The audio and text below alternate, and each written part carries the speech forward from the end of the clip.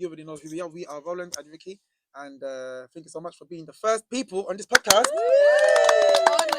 Yes, yes, yes, yes, yes. It's going to be very, very interesting and exciting for you all. We have a wave of questions, all things modern dating. The first thing that I want to say, Ricky and I want to say, is what is the difference between masculine and feminine energy? So one thing I thought about in a more modern sense would be vulnerability. Traditionally, vulnerability would be a very like feminine energy, but then as we evolve through society and like different thoughts come about, sometimes vulnerability can also be a form of masculine energy, where it does take a certain amount of courage to be vulnerable in front of people, especially like people you don't know. And this like vulnerability in itself is quite a crossover between masculine energy as well as feminine energy. So, It does have both elements in it, I would think. do you think society right now uh, encourages men to be more vulnerable? So I think maybe from my very limited knowledge and information I receive in the more Western society, yes, it encourages more men to be vulnerable, and they encourage vulnerability as a form of And masculinity. do you think this is attractive, a trait of a man to be vulnerable? No, they can express it, but also be responsible for solving or working on it.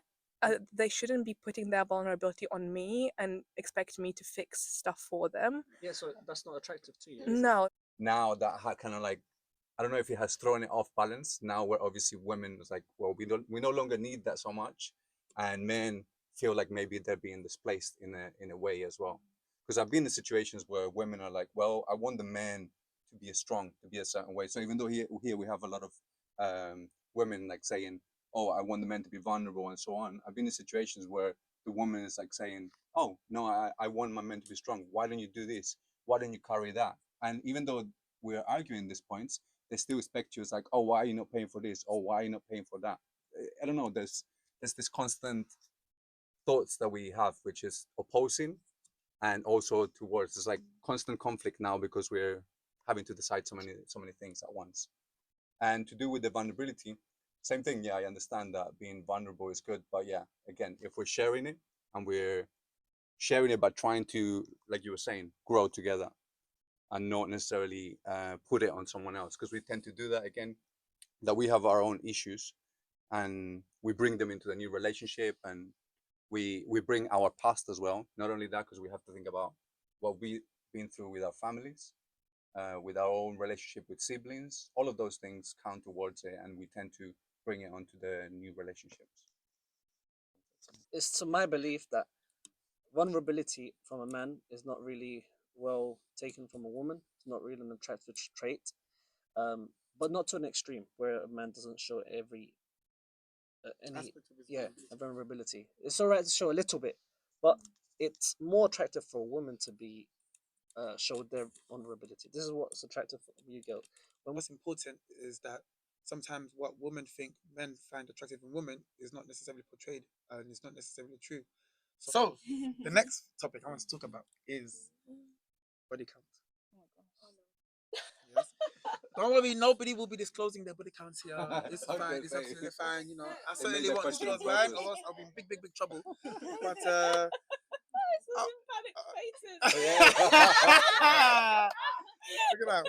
So People are about to walk off. that's it. My podcast is that. See ya. No, joking.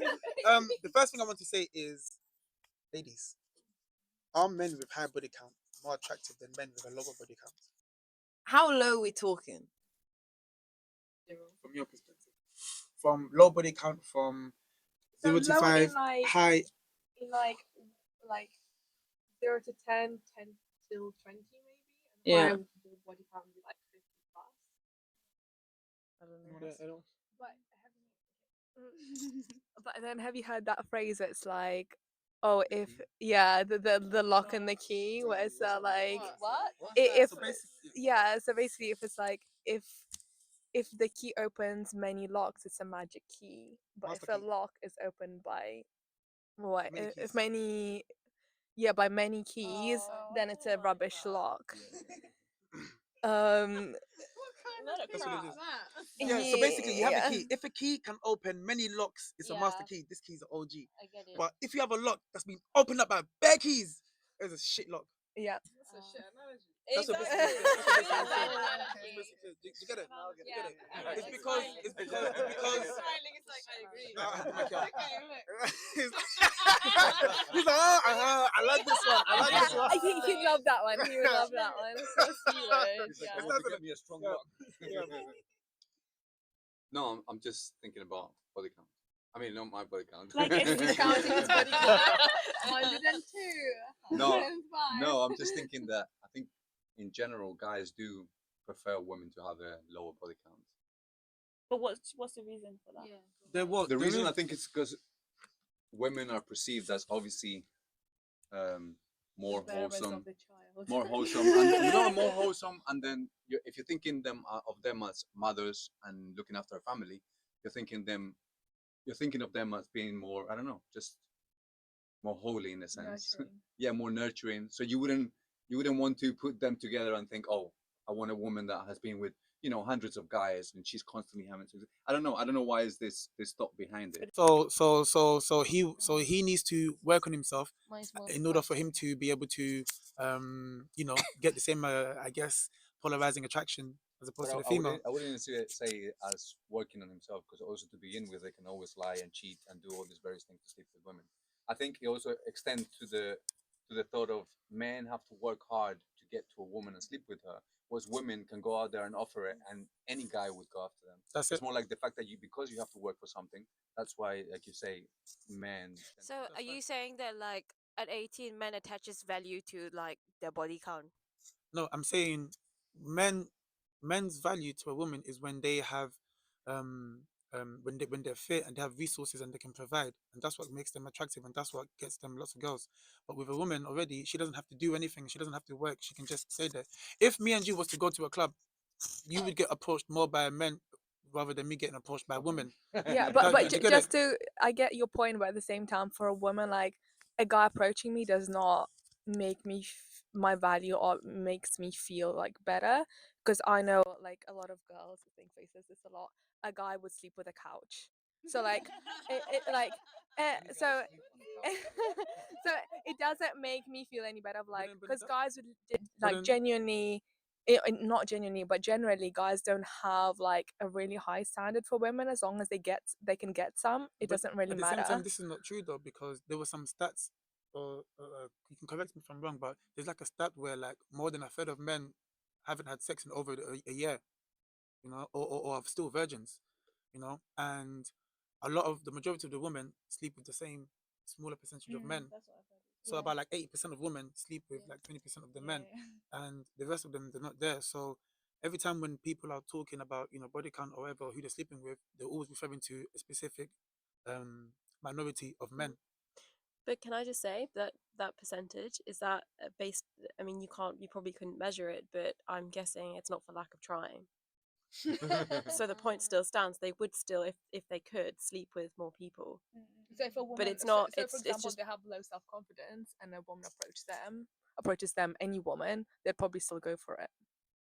Because of course they'll try to go for it, but I mean but then if there was somebody else that came through that was a much more I guess well looking man or has more resources, you're more inclined to go for the one that's over there rather than someone who looks Yes. like a bum. But like I understand what you're saying, but I think for women the hard thing for us is like, yeah, we have the looks and we're youthful, whatever, from 18, And that's and hard. we do have higher value. It is hard because we don't have the brains behind it really yet to make good decisions, and the moment we do have the brains to make good decisions, men are then no longer interested, because then we're in our 30s and they're more attracted to girls who are either 18 or 20 or in their 20s.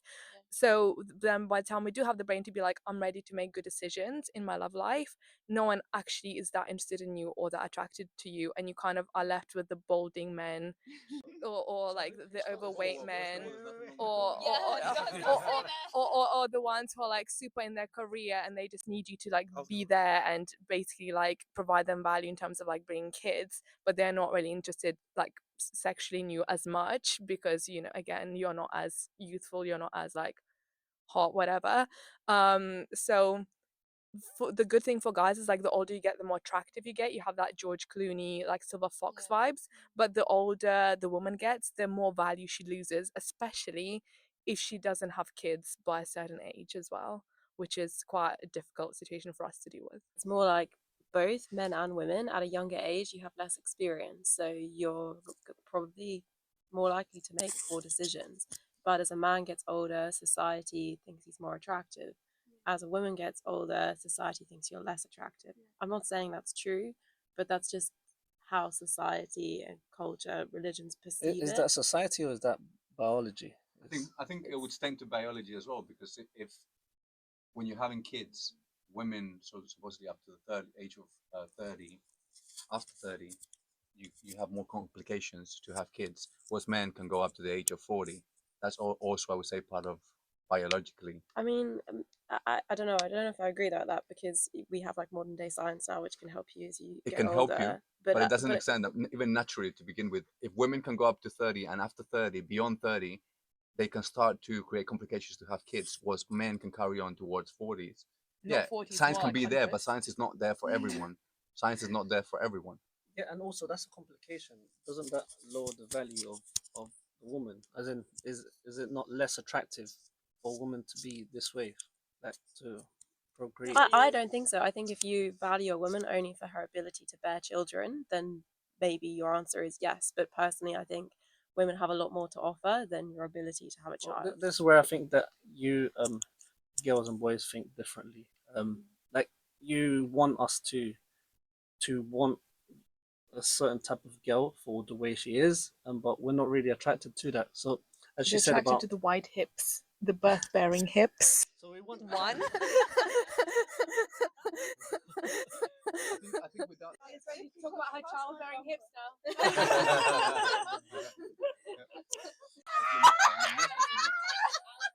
In other words, she likes She's it gonna bum. go like, look at me. I have to because the divorce is more.